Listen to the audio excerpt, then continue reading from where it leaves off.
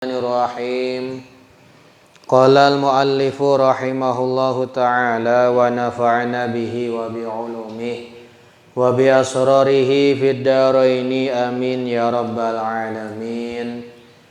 Bismillahirrahmanirrahim. Arkanul islami khamsatun. Rukun-rukun Islam ada 5. Syahadatu an la ilaha illallahu.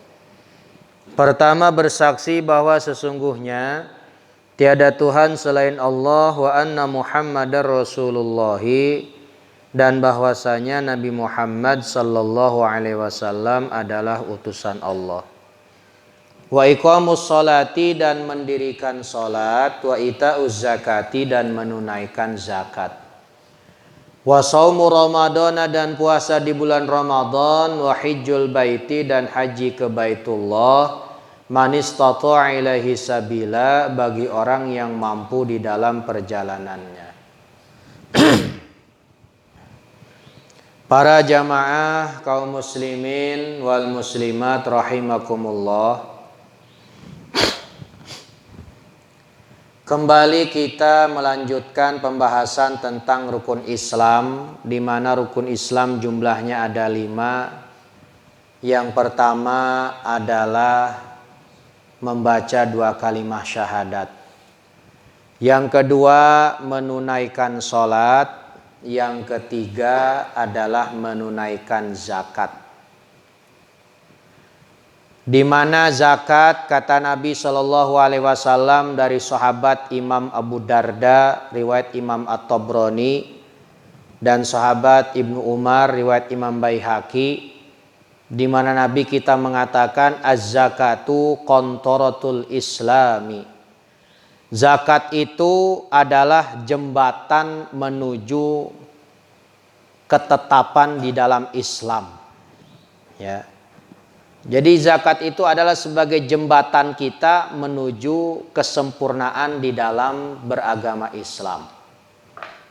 Makanya dalam satu hadis yang lain, Nabi Shallallahu Alaihi Wasallam pernah mengatakan, la yaqbalullahal iman illa bizakah. Allah tidak menerima iman illa bizakati, kecuali dengan zakat.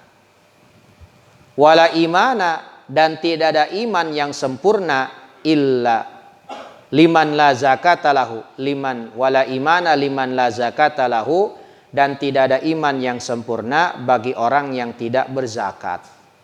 Itulah ya. Makanya dalam satu hadis riwayat Imam Muslim dari sahabat Ibnu Mas'ud, di mana dikatakan umirna, kami diperintahkan, bi iqamis shalah, menegakkan salat, wa itaiz zakah, menunaikan zakat, wa man lam yuzakki fala sholata lahu. Barang siapa yang tidak menunaikan zakat, fala sholata lahu, maka tidak ada sholat sempurna baginya. Jadi nggak ada sholat yang sempurna, pasti sholatnya cacat kalau ada orang nggak mau zakat. Pasti ada yang bermasalah di dalam sholatnya. Cirinya apa? Nggak mau zakat. Jadi ciri orang yang sholatnya tidak beres, diantaranya apa? Pelit. Ya, pelit itu tanda sholatnya nggak beres. Ya, ini luar biasa nih, Nabi ini ngasih isyarah tuh luar biasa. Bahkan dalam hadis Muslim riwayat yang lain, man aqamas shalah wa lam yu'tiz zakah falaysa bimuslimin yanfa'uhu amaluhu. Luar biasa deh. Nauzubillah min dzalik. Barang siapa yang menegakkan sholat tetapi tidak mau bayar zakat, maka dia bukanlah seorang muslim yang amal ibadahnya bisa bermanfaat baginya di akhirat kelak. Jadi kalau ada orang rajin sholat tapi nggak mau zakat, itu kata Nabi bukanlah seorang muslim yang memiliki amalan yang amal itu nanti bisa bermanfaat bagi dia di akhirat kelak. Artinya kalau kita tarik kesimpulan, orang yang tidak mau zakat itu amalannya bisa dikatakan akan artinya kalau bahasa ini mah gabub, Pak. Ya. Kayak padi nggak ada isinya, ya nggak bisa dipakai. Padi nggak ada isinya, paling Buat apa, Pak? Buat bikin api paling ya. Ya. Paling buat abu gosok. Ya. Itulah makanya soal zakat ini luar biasa. Maka dalam satu riwayat dikatakan innallaha ta'ala qarrana salasata asya bisalasati asya. Allah Subhanahu wa taala itu membarengkan 3 perkara dengan 3 perkara yang lain. Falam yaqbal wahidatan minha bidunil ukhra. Allah tidak menerima salah satu dari yang 3 tanpa dibarengi dengan 3 yang lain. Jadi ada 3 perkara itu satu dengan yang lain saling ketergantungan. Jadi kalau yang satunya nggak dikerjain, maka yang satunya otomatis kagak diterima, walaupun dikerjain. Masya Allah, ini ya. Apa? Faqala ta'ala, maka Allah Ta'ala berfirman, aqimus sholah wa atuz zakah. Dirikanlah sholat, tunaikanlah zakat. Di mana sholat doang tapi nggak zakat, maka sholatnya dianggap bermasalah. Atau dibalik, zakat doang tapi nggak sholat juga sama. Jadi antara sholat dengan zakat ini 2 hal yang saling berkesinambungan satu dengan yang lain. Kalau pengen sholatnya diterima oleh Allah ya kudu zakat. Nah kalau zakatnya ingin diterima oleh Allah ya kudu sholat. Sholat dengan zakat 2 hal, 2 perkara yang tidak bisa dipisahkan. Masya Allah ya. Jadi ini kita ini kadang-kadang meremehkan soal sodakoh, soal zakat ya. Makanya beruntunglah orang-orang yang miskin, Pak ya. Dia mah nggak kena wajib zakat dia mah. Miskin ya kan, cukup sholat ya. Nggak zakat, atau apa yang dizakati ya. Itulah ya. Kira-kira beruntung nggak jadi orang miskin? Ya. Kadang-kadang miskin gak mau, zakat gak mau. Itulah ya. Apalagi kata Nabi, kata Allah Subhanahu wa taala ayat yang lain, perkara yang kedua yang saling berkesinambungan, wa atiullaha wa atiur rasul. Taatlah kepada Allah dan Rasul. Gak bisa disebut taat kepada Allah tapi gak taat kepada Rasul. Sama gak bisa disebut taat kepada Rasul kalau gak taat kepada Allah. Taat kepada Rasul doang sama saja tidak taat kepada dua-duanya. Ya, saya mah Quran doang, nggak mau hadis. Sama saja dia tidak menggunakan Quran dan hadis walaupun pakai Quran. Saya mah hadis aja nggak pakai Quran, sama seperti nggak pakai hadis. Kalau kita mau taat kepada Allah dan Rasulnya harus dua-duanya. Kalau ingin disebut taat kepada Allah harus juga taat kepada Rasul. Syahadat juga sama. Gak bisa syahadat cuma satu doang. Ada orang mau masuk Islam, syahadat itu cuma satu. Asyhadu alla ilaha illallah. Lanjut. Enggak, sampai situ aja gue syahadatnya. Kagak jadi masuk Islamnya. Kagak jadi, tetap belum Islam. Atau langsung baik diloncat dia. Syahadat. Wa asyhadu anna Muhammadar Rasulullah. Hei, asyhadu alla ilahnya kagak mau. Gua mau yang kedua aja, belum Islam. Harus berapa, Pak? Harus dua-duanya. Ya. Enggak bisa disebut taat kepada Allah tanpa taat kepada Rasul. Dan yang ketiga, Allah Ta'ala mengatakan anishkurli wali walidaik. Hendaklah kamu bersyukur kepadaku, artinya kepada Allah, wali walidaik, dan kepada kedua orang tuamu. Ini juga sama, Pak. Tidak dianggap bersyukur kepada Allah kalau tidak bersyukur kepada kedua orang tua. Tidak dianggap bersyukur kepada orang tua kalau tidak bersyukur kepada Allah. Sama itu, Pak. Ya. Dia mah orangnya soleh bener. Kenapa? Sama orang tuanya baik. Ji Samsu, ya kan, beras, minyak, lancar. Tapi ngantrinya pakai rok mini, ya. Sholat juga kagak. Ya, ngaji nggak mau, sholat nggak mau. Kira-kira model begini disebut anak soleh nggak? Enggak. Belum Pak, itu jangan bangga itu. Anak saya soleh bener. Insya Allah ya kan. Ini semua kan nih rumah yang bangunin dia. Tuh mobil di garasi anak saya yang beliin. Ya, suka sholat. Idul Fitri mah alhamdulillah sih katanya. Idul Fitri ya. Kita kadang bangga punya anak model begitu Pak. Itu ketipu kita. Itu anak masih celaka di akhirat. Ya. Masih celaka di akhirat. Karena nggak bisa dianggap taat kepada orang tua, berbakti kepada orang tua kalau tidak berbakti kepada Allah. Atau dibalik ke kita. Ya, anak rajin banget ibadahnya, tapi sama orang tua durhaka. Ya, pelitnya nggak ketulungan. Ya, orang tua mau minjem duit kagak, ketinggalan cuma 100.000 kagak dikasih Pak. Padahal dia punya. Ya, Dek, bapak minjem duit. Buat apa? Buat kawin lagi. Kalau kita punya kasih Pak. Ya. Ya. Minjem duit buat apa? Buat beli beras. Berapa? 100.000. Nanya dulu sama istri. Mama, tuh ada bapak minjem duit 100.000 buat beli beras. Bilang kagak ada. Ya Allah.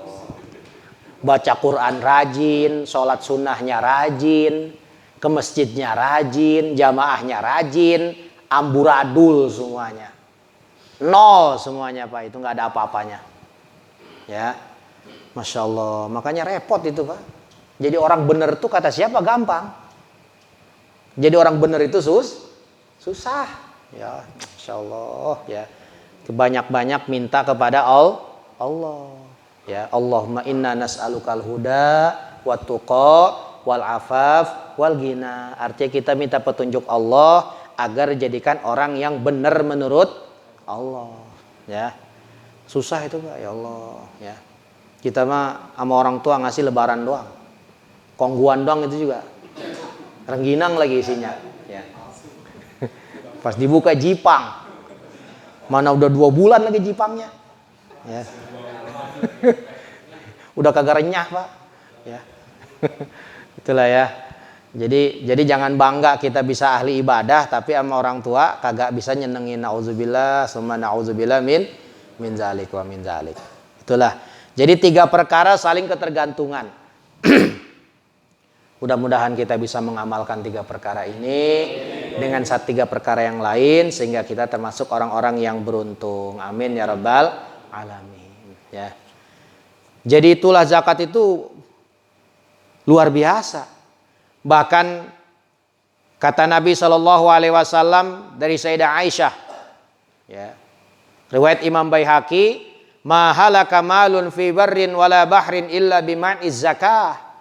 Tidaklah rusak harta di daratan, di lautan dan di daratan dan di lautan kecuali dengan sebab menahan zakat, kagak mau bayar zakat. Ya. Jadi mahalaka malun fi barrin wala bahrin illa bima'iz zakah, kata Nabi. Ya, rusaknya harta di darat dan di laut itu disebabkan karena tidak mau bayar zakat. Lebih takut kita nggak bayar pajak daripada nggak bayar zakat. Lebih takut kita nunggak pajak daripada nunggak zakat. Nauzubillah min zalik. Hati-hati itu, rusak harta kita kalau kita tidak mau bayar zakat. Makanya dalam satu hadis riwayat Imam At-Tabrani, wadau mardakum hasinu amwalakum biz zakah, wadau mardakum bis shadaqah, wa'addu lil bala'i ad-du'a. Jadi kata Nabi, jagalah harta kalian dengan zakat. Jagalah harta dengan zakat. Kemudian obatilah orang-orang sakit dari keluarga kalian bis sodakoti dengan sodakoh. Ya. Jadi mengobati penyakit itu diantaranya kata Nabi bisa dengan sodakoh. Ya.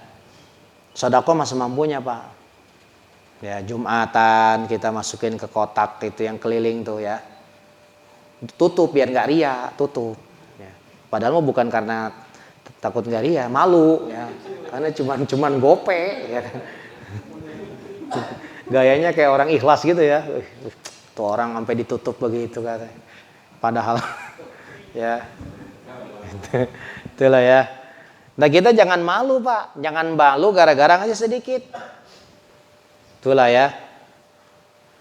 Makanya jangan gara-gara kita, aduh ngasih gede kagak bisa, ngasih sedikit malu, kagak ngasih sekalian, salah. Ya kagak ngasih sekalian itu salah. Ya. Jadi ngasih itu sebab kata Nabi fa innal hirman aqallu minal qalil, karena nggak ngasih lebih sedikit daripada sedikit. Ya. Bahkan kalau kita ngasih gede gara-gara malu, ini malah nggak bagus, Pak. Ya. Ngasih gede tapi alasannya malu. Ya, ini udah kurang bagus.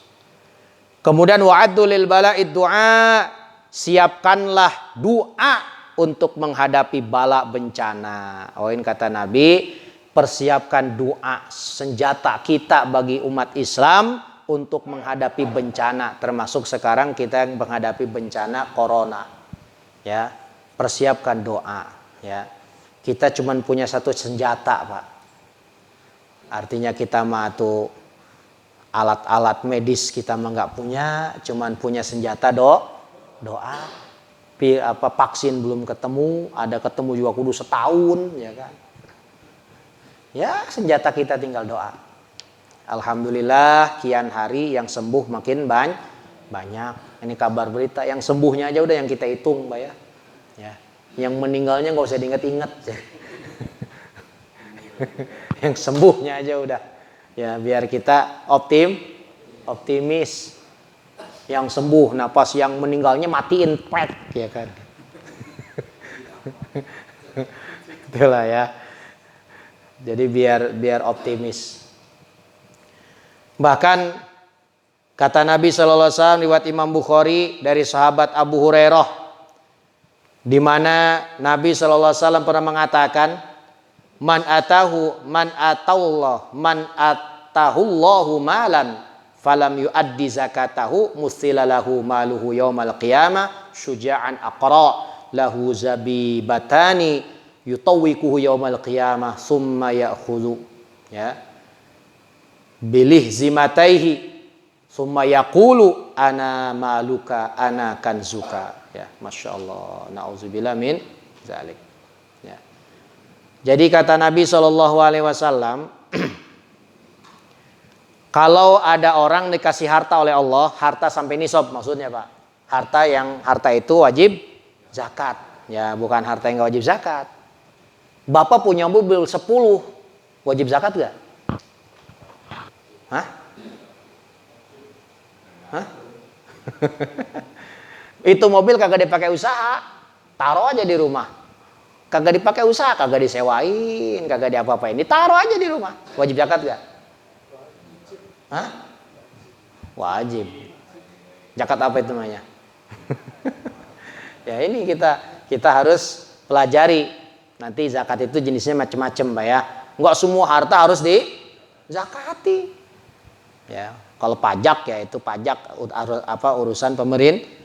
Zakat itu ada hukumnya, Pak. Jangan sesuatu yang enggak wajib zakat diwajibin. Giran yang wajib zakat kagak dizakatin. Sebab zakat itu ada aturan main yang sudah Allah ceritakan dalam Quran dan hadis. Jadi orang sekarang kadang-kadang ya lebay juga dalam zakat. Apa-apa zakat. Wajib zakat. Ya, jadi artinya ada yang wajib dizakati, ada yang tidak wajib dizakati. Nah, sekarang nih ada orang dikasih harta oleh Allah. Harta yang wajib zakat. Kemudian dia fala yu'addi zakatahu, dia enggak ngasih zakat. Enggak mengeluarkan zakatnya, maka hartanya itu akan Allah serupakan nanti di hari kiamat ular suja'ul aqra, yang mana ular itu botak.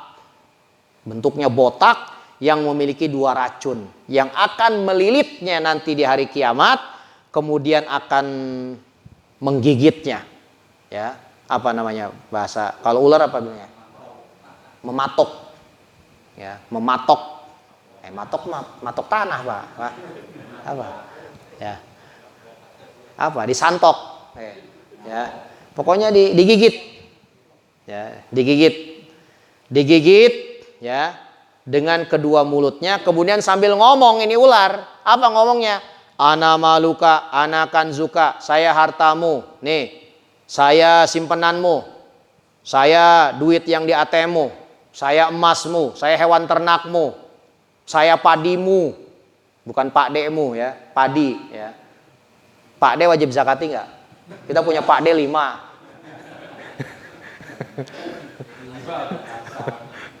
Itulah ya.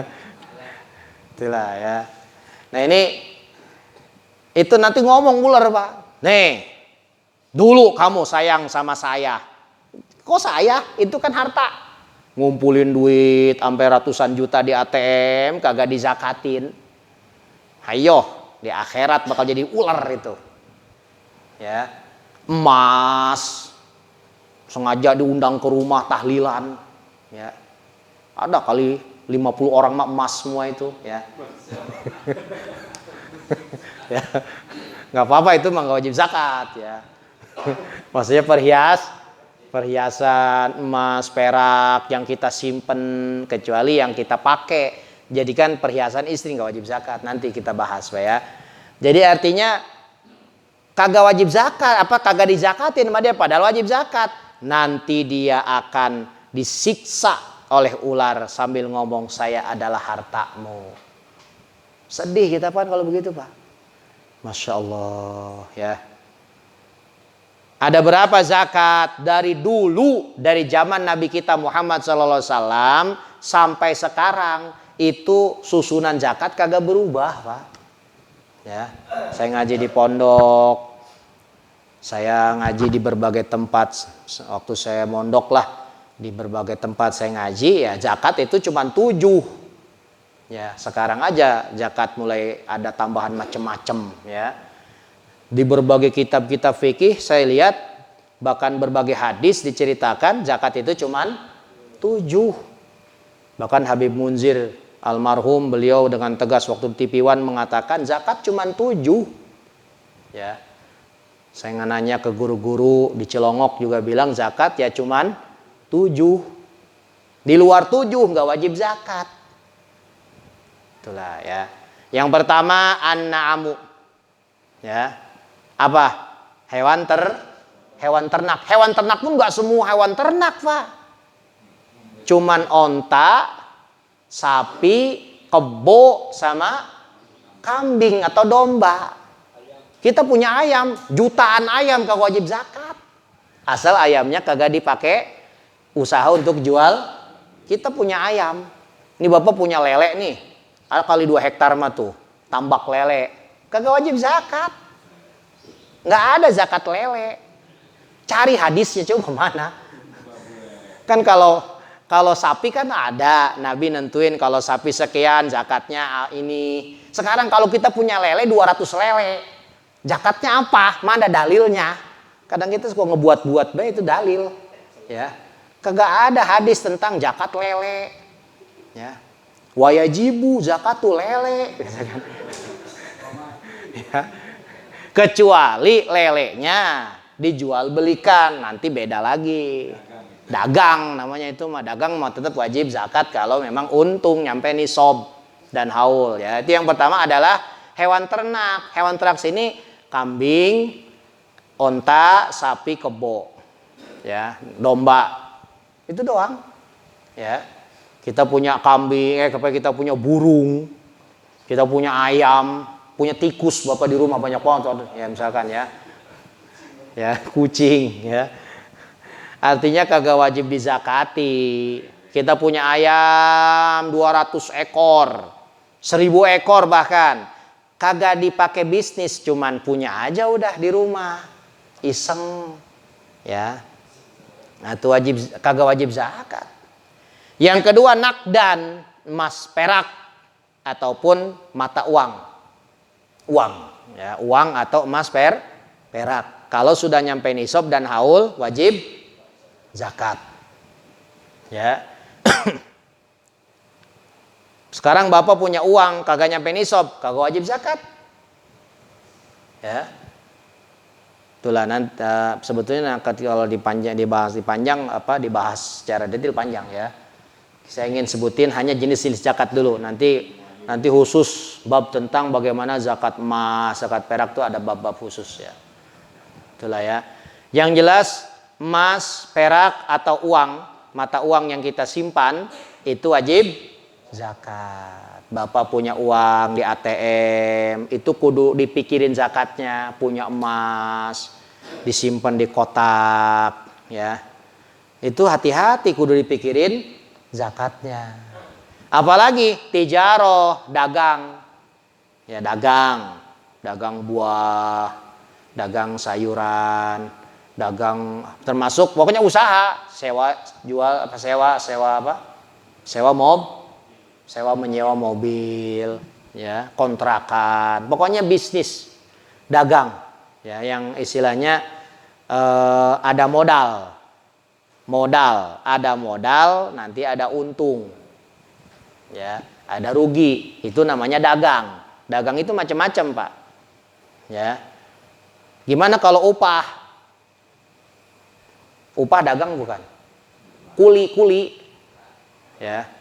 Upah, Bapak nih nyapu di rumah orang, ya, modalnya apa coba? Pakai modal nggak?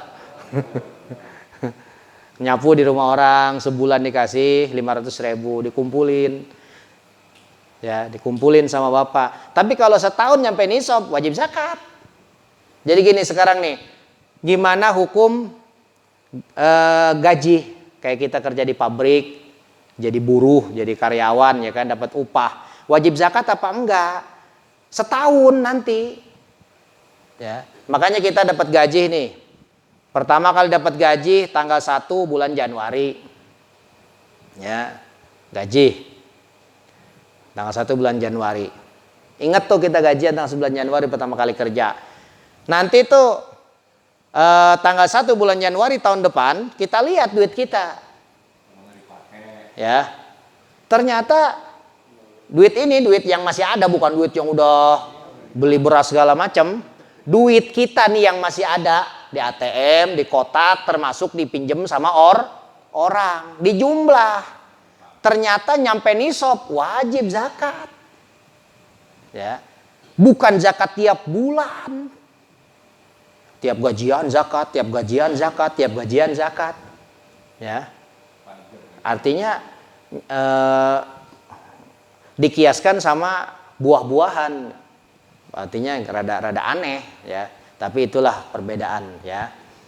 Itu kita nggak perlu. Yang jelas kalau saya lihat di kitab-kitab 4 mazhab semua mengatakan la ujrota la zakata fil ujroh, tidak ada zakat di dalam upah. Saya nanya ke guru saya di Pasar Kemis, ya, kata beliau la zakata fil ujroh, tidak ada zakat di dalam upah. Ya, bahkan saya pernah pesantren dulu waktu di mana, di berbagai tempat di Jawa termasuk, ya. Artinya belum pernah dengar ada istilah zakat dari upah. Ya. Itulah, jadi kecuali upah itu kita kumpulin selama setahun nyampe nisab baru wajib zakat. Nah, sekarang boro-boro buat ngumpulin. Gaji 2 juta, bayar ke tukang sayur 1 juta, ke warung tetangga berapa, Pak? 1 juta, habis gak? Mana yang mau dijakatin? Boro pas akhir tahun bukan ngitung duit yang ada. Jumlah hutang selama setahun. Kok itu wajib zakat dari mana? Kadang-kadang gak bijaksana itu. Ada yang lebih sadis lagi, gaji berapapun kudu dizakati. Pernah saya dengar ada ustadz ngomong begitu di TV, Pak. Ya. Pokoknya zakat berapapun wajib, penghasilan berapapun wajib dizakati. Mana dalilnya? Hati-hati ngebuat dalil zakat itu, hati-hati, Pak. Membuat syariat di dalam Islam ini bahaya. Kalau mau sedekah biasa terserah. Kalau sedekah mah bebas. Tapi kalau zakat ada aturan-aturan yang harus kita taati. Pernah saya dengar, Pak. Pokoknya berapapun gaji kita tiap bulan keluarkan 2,5%. Ya. Berapapun gaji kita, ya Allah, ya. Jadi hati-hati ya. Kemudian yang selanjutnya adalah nawabit. Apa nawabit? Tanaman. Tanaman juga nggak semua tanaman, Pak. Bapak nanam singkong, kau wajib zakat. Ya. Kecuali memang nanti dipakai untuk makanan pokok ya. Nanti ada babnya ya. Jadi artinya Bapak nanam misalkan nanam sayuran, ya nanam bawang, itu kagak wajib zakat. Yang wajib zakat itu adalah buah-buahan. Nggak semua buah-buahan dalam mazhab Syafi'i Pak ya. Beda kalau mazhab Imam Malik, mazhab yang lain itu terjadi perbedaan pendapat soal buah-buahan. Kata Imam Syafi'i, buah-buahan cuma 2 yang wajib zakati. 1 anggur, 2 kurma. Bapak punya perkebunan anggur, punya perkebunan kurma, nyampe ini sob wajib zakat. Dan yang kedua adalah sesuatu yang layak untuk dijadikan makanan pokok. Nah itu sesuatu yang layak untuk dijadikan makanan pokok seperti apa? Beras itu wajib zakat ya. Jadi sesuatu yang layak untuk dijadikan makanan pokok. Lil iktiyat ya. Jadi kalau sesuatu yang layak jadi makanan pokok wajib zakat. Apalagi rikaz. Apa rikaz? Harta karun. Harta peninggalan zaman dulu sebelum zaman Nabi kita Muhammad SAW. Zaman jahiliyah dulu ya. Dulu sebelum Islam datang ya.